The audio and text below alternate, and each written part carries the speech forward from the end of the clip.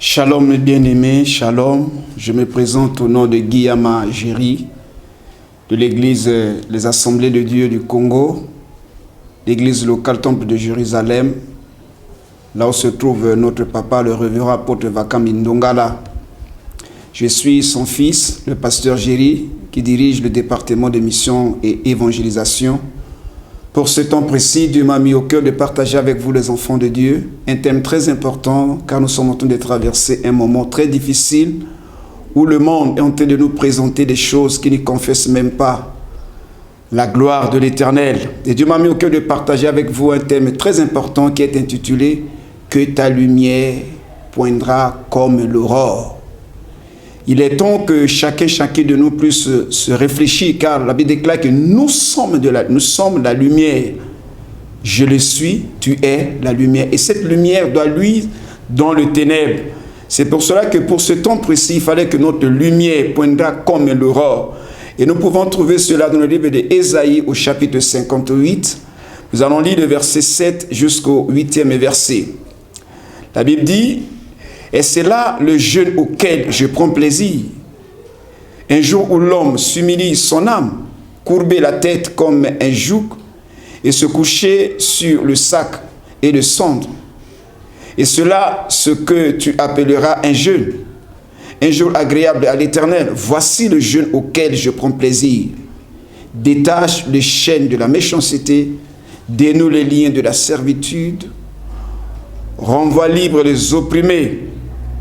Partage ton pain avec celui qui a faim et fais entrer dans ta maison les malheureux sans asile. Si tu vois un homme nu, couvre-le et je te détourne pas de ton semblable. Ici, la Bible nous parle dans le livre d'Ésaïe. Le prophète Ésaïe a parlé aux enfants de Dieu car eux aussi, ils ont traversé un moment très difficile. Et ce moment leur a permis de passer un moment de jeûne pour implorer la grâce de l'Éternel. Et le moment dans lequel nous sommes en train de traverser, l'Église est bouleversée. Et chacune de nous sont en train de chercher la face de l'Éternel, afin que Dieu puisse nous introduire dans un moment qui nous permettra d'avoir la solution à ce moment précis. Et le meilleur moment dont les enfants de Dieu ont voulu dépendre dans la présence de l'Éternel beaucoup plus, c'est un moment de jeûne. Et ici, l'apôtre Ésaïe, le prophète Ésaïe parle aux enfants de Dieu à propos de jeûne et prière. La Bible déclare que ta lumière poindra comme l'aurore. Pour que cette lumière puisse se poindre comme l'aurore, il y a des principes que le prophète Ésaïe nous révèle. Et dans ce paragraphe, j'aimerais partager avec vous ces 4 points très importants. Mais avant de toucher ces points, il y a un auteur qui s'appelle Wesley Adam, dans la version Esprit et Vie. Lui, il nous a révélé 7 points très importants à propos de ce texte-là. Il nous a parlé pour que la lumière pointe comme l'aurore. Cette lumière-là, c'est quoi? Cette lumière de Dieu, c'est le salut et la joie de l'Éternel. Il nous a dit que cette lumière, c'est la protection et la présence de Dieu manifestée dans nos vies. Cette lumière, c'est l'assistance de Dieu qui répond à nos prières au sein des difficultés, comme nous sommes en train de traverser. Parlons de Covid-19, c'est un moment qui bouleverse le monde entier, c'est un moment de difficulté. Et ici, il nous parle que c'est aussi la disparition des ténèbres et des oppressions. C'est la direction, la force et la fertilité qui viennent de Dieu. Et c'est un véritable rétablissement qui comprend le renouveau de valeurs et des idées, selon la pensée de Wesley Adam par rapport à ce texte-là. Mais quand j'ai médité la parole de Dieu, Dieu m'a mis au cœur 4 points très importants. Alors, ta lumière poindra comme l'aurore, ta guérison germera promptement, ta justice marchera devant toi et la gloire de l'Éternel t'accompagnera. Parlons sur la définition du contexte. La lumière, c'est quoi pour nous les enfants de Dieu? Selon la littérature française, la lumière, c'est la clarté du soleil. La lumière, c'est tout ce qui sert à éclairer. La lumière, c'est ce qui éclaire même l'esprit des enfants de Dieu, même ceux qui ne connaissent pas Dieu. Ils peuvent être révélés par certaines choses très importantes et très profondes. La lumière, c'est aussi le savoir et avoir aussi une connaissance approfondie. L'aurore, c'est quoi? Selon la définition française, selon la littérature, la Bible nous dit que l'aurore, c'est la lueur brillante Et c'est aussi la rosée qui paraît dans le ciel avant que le soleil se soit sur l'horizon. L'aurore, c'est le moment du matin où cette lumière apparaît. L'aurore, c'est aussi un événement heureux qui annonce un plus grand bonheur. C'est aussi de sorte de jaune, de doré, selon les artistes peintres. L'aurore, c'est aussi le commencement de certaines choses. Et Dieu, on rentre dans la parole de Dieu. J'ai découvert que l'aurore fait figurer plus de 29 fois dans l'Ancien Testament. Et nulle part l'aurore se trouve dans le Nouveau Testament, car Jésus-Christ lui-même se révèle à l'aurore, il déclare que Jésus-Christ, il est le soleil levant du matin. C'est lui qui est notre aurore. La lumière, c'est plus de 100 fois dans l'Ancien Testament, 63 fois dans le Nouveau Testament. Et la Bible nous dit que nous révèle la nature de cette lumière. Car Jésus-Christ lui-même, il est la lumière. Nous également, nous sommes cette lumière. Parlons sur le premier point. La Bible déclare que ta lumière poindra comme l'aurore. Comment dois-je faire pour que ma lumière commence à apparaître comme l'aurore? Comment dois-je faire pour ce moment très difficile? La Bible nous révèle dans le verset 6 jusqu'au 7e verset. Voici, détache-toi de la chaîne de la méchanceté. Sur les réseaux sociaux, nous avons reçu beaucoup de choses à propos de cette épidémie. Il y a d'autres qui parlent sur la méchanceté des hommes envers l'homme. Il y a d'autres qui parlent sur l'évolution de la technologie. Il y a d'autres qui parlent sur beaucoup de choses. Et cet esprit de Covid-19 a touché plus de 4 couches. Couche spirituelle. Aujourd'hui, l'église, toutes les églises sont fermées. Non pas seulement ici à Congo, mais dans le monde entier, les églises sont fermées. Or, la solution ne peut que venir de l'église. Les liens de la servitude, il y a d'autres qui sont des cobayes, rendre libres les opprimés jusqu'à aujourd'hui. Il y a d'autres qui sont toujours des opprimés, rompre les espèces de joug jusqu'à aujourd'hui, malgré l'indépendance. Nous sommes toujours sous le joug. Partage le pain à celui qui a faim. Et pour cet instant, je ne sais pas comment nous pouvons dire.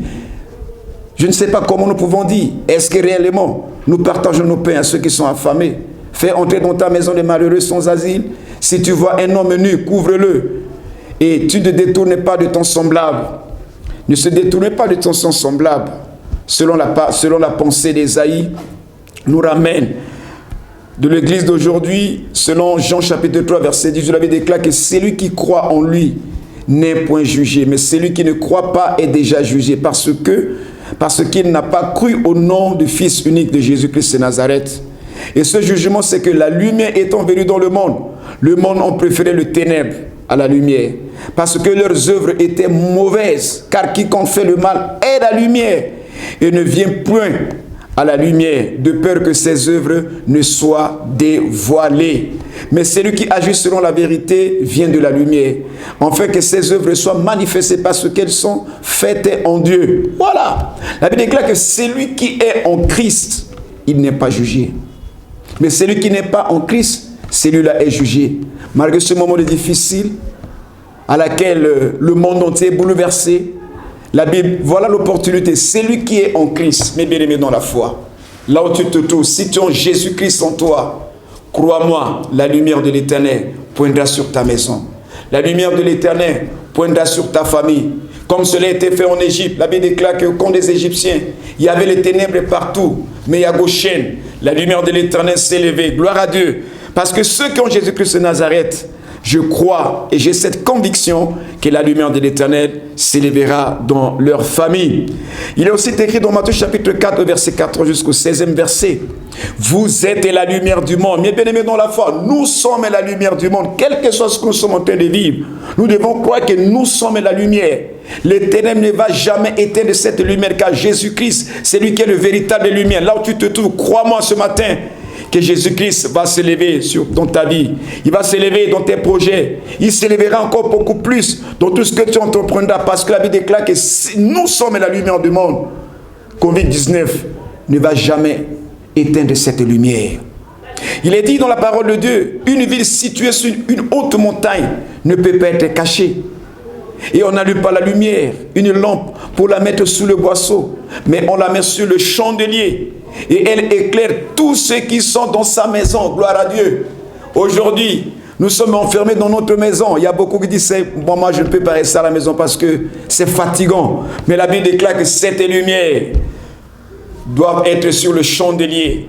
Et cette lumière doit éclairer dans la maison. Mais bien aimé dans la foi, c'est une opportunité. La Bible déclare, toutes choses concourent au bien de ceux qui aiment Dieu. C'est une opportunité pour toi, c'est une opportunité pour moi. Peut-être je n'ai pas le temps. Je me suis plongé dans mon travail. Je n'ai pas le temps de rester à la maison avec ma femme, avec les enfants, de prendre un moment devant la présence de l'Éternel. Mais ma prière, et je crois de tout mon cœur, que c'est un moment propice pour toi. C'est un moment propice pour moi. De passer un mois à la maison, de passer 2 semaines à la maison, ensemble avec ma famille, afin que cette lumière puisse éclairer. Voilà, la Bible nous dit, cette lumière doit éclairer pour sa propre maison. Est-ce que tu crois avec moi, là où tu te trouves, que tu es cette lumière et tu peux éclairer ta maison? Il est temps d'éclairer les études de tes enfants. C'est le temps de réfléchir maintenant, de voir comment je dois faire pour l'étude de mes enfants. Comment je dois faire pour mon projet. C'est un moment que tu dois rester avec tes enfants pour réfléchir ensemble avec ta famille. Comment nous pouvons faire pour cette année? Et Luc nous dit dans Luc chapitre 11 verset 35, prends donc garde que ta lumière qui est en toi ne soit pas ténèbres. La lumière qui est en toi, Christ qui est en toi, qui ne soit pas ténèbres à cause de toutes les informations que tu es en train de recevoir à travers l'Internet, à travers la radio, à travers la télévision, à travers soi-disant de certains prophètes qui sont en train d'annoncer de certaines choses qui peuvent même détruire ta foi. Dernièrement, j'avais su sur l'Internet, quelqu'un a dit, il a reçu une révélation de la part de l'Éternel. En ouvrant ta Bible, tu vas trouver chevet, je ne sais pas quoi, je ne sais pas comment il a trouvé ça. Et si tu mets ça dans l'eau et si tu bois, tu seras guéri. Ah, gloire à Dieu. Moi, ça me fait rire. Par la Bible déclare qu'au nom de Jésus, il n'y a qu'un seul nom. Il n'y a que le nom de Jésus qui apporte la guérison. Il n'y a que le nom de Jésus qui délivre. Il n'y a que le nom de Jésus qui fait tout. Il y a un seul nom qui nous a été donné dans le ciel, sur la terre, au profond de la terre, le nom puissant de Jésus-Christ de Nazareth. Il n'y a que ce nom qui chasse les démons. Il n'y a que ce nom qui a le pouvoir même de guérir ceux qui sont atteints de Covid-19. Crois-moi, mes bien-aimés, dans la foi, que la lumière qui est en toi ne soit pas ténèbres. Si donc tout ton corps est éclairé, n'ayant aucune partie dans les ténèbres, il sera entièrement éclairé, comme lorsque la lampe éclaire de sa lumière. Christ en moi, il va éclairer tout mon corps. Christ en toi, il va éclairer tout ton corps. Christ dans ta famille, il va éclairer toute ta famille. Voilà pourquoi Josué peut dire, si vous ne voulez pas servir l'Éternel, moi et ma maison, nous servirons l'Éternel. Car il est dit dans le livre de Jean chapitre 1 verset 4, en elle était la vie et la vie était la lumière du monde. La lumière des hommes plutôt. En lui était la vie. Et cette vie était la lumière des hommes. Mais bien aimé dans la foi, si là où tu te trouves, ta famille se trouve à l'hôpital, crois-moi que Jésus-Christ est la vie. Jésus-Christ est la lumière des hommes. Et là où il se trouve, je proclame la délivrance. Je proclame la guérison divine dans sa vie. Qu'il soit éclairé à l'instant même, au nom puissant de Jésus-Christ de Nazareth. Que la lumière de l'Éternel puisse éclairer sa vie. Et si tu es là, tu es en train de me suivre, si tu peux me donner un amen plus fort avec moi. Merci mes bien-aimés dans la foi. Le verset 5 nous dit, la lumière, lui, dans le ténèbre, et les ténèbres ne l'ont point reçu. La lumière, lui, dans le ténèbre, et les ténèbres ne l'ont pas reçu. Il y a eu un homme envoyé de Dieu, et son nom était Jean. La Bible déclare, il vit pour servir le témoin, pour rendre le témoignage à la lumière, afin que tout crût par lui. Afin que moi, afin que là où tu te trouves, tu puisses croire en lui. Car c'est lui seul qui a le pouvoir. C'est lui seul qui peut éclairer ta vie. C'est lui seul qui peut éclairer ma vie. La Bible déclare, il n'était pas la lumière, cet homme. C'est comme moi aujourd'hui. Je ne suis pas cette lumière. Je suis venu témoigner cette lumière qui est Jésus-Christ de Nazareth. Mais bien aimés dans la foi, nous devons avoir confiance en la miséricorde de Dieu. Comme il est écrit dans Michée chapitre 7, verset 7. Pour moi, je regardais vers l'Éternel. Je mettrai mon espérance dans le Dieu de mon salut. Mon Dieu m'exaucera. Ne te réjouis pas à mon sujet, mon ennemi, car si je suis tombé, je me relèverai. Si je suis assis dans les ténèbres, l'Éternel sera ma lumière. Si le monde est assis dans le ténèbre, l'Éternel est notre lumière. Voilà, il nous recommande dans Ésaïe chapitre 60, lève-toi, sois éclairé, car ta lumière arrive, Et la gloire de l'Éternel s'élèvera sur toi, là où tu te trouves. Ma prière, que la gloire de l'Éternel puisse s'élever sur toi. Que la puissance de l'Éternel puisse s'élever sur toi. Quels que soient ces fléaux, tu ne seras pas atteint. Le deuxième point nous dit que ta guérison germera promptement. Pourquoi ma guérison doit être germée? La guérison, c'est le recouvrement de la santé. La guérison, c'est le recouvrement. C'est aussi une action qui sert à manifester la puissance de Dieu. La guérison doit toucher notre santé. La guérison doit toucher notre niveau mental. La guérison doit toucher notre niveau spirituel. La guérison aussi doit toucher le niveau social. Car le social aussi doit être touché par la délivrance de l'Éternel. C'est pour cela la Bible nous dit dans 1 Pierre chapitre 2 verset 23 jusqu'au 25e verset, lui qui, injurié, ne rendait point d'injustice, maltraité, ne faisait point de menace, mais s'en remettait en celui qui juge justement, lui qui a porté lui-même nos péchés en son corps sur le bois, afin que mort au péché, nous vivons pour la justice. Lui, par les maîtresses duquel vous avez été guéris, car vous étiez comme des brebis errants, mais maintenant vous êtes retournés vers le pasteur et le gardien de vos âmes. Mes bien-aimés dans la foi, nous avons un gardien, le gardien de notre corps, le gardien de notre esprit et le gardien de notre âme, Jésus-Christ de Nazareth. Il a accepté la souffrance, il a accepté d'être maltraité. L'église de Jésus, j'ai une bonne nouvelle pour nous à l'instant même. Si nous sommes maltraités pour ce moment, si toutes les églises sont fermées, nous devons croire que Jésus-Christ lui-même, il a été maltraité.